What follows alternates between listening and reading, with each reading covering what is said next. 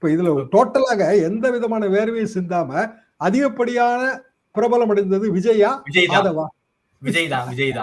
விஜய் கட்சி இத்தனை பேர் போறாங்கங்க, தாவாக்காவுக்கு டிமாண்ட் அம்முதுங்க, அள்ளுது. எத்தனை பேர் அப்படிதானே பேசுவாங்க ஊர்ல. ஊர்ல கிராமத்துல நம்ம பேசணும்னா பாருங்க, விஜய் வந்து கட்சி ஆரம்பிச்ச உடனே பாருங்க எந்த அளவுக்கு தமிழ்நாடு அரசியலே வந்து கலகலக்குது.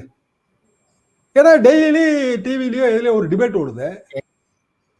அப்ப இயல்பாக இதுல நோகாம வந்து பெரிய அளவுக்கு அரசியல் பிரபலம் அடைந்ததுங்கிறது விஜய் தான்.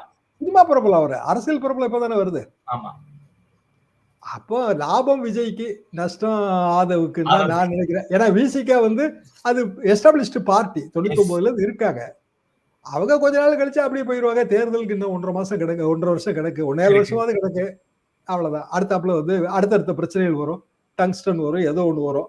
இந்த டங்ஸ்டன்ல எல்லாம் கருத்தே சொல்ல முடியாதபடி மாற்றுறது வந்து விஜய் தான் மாட்டுவாரு.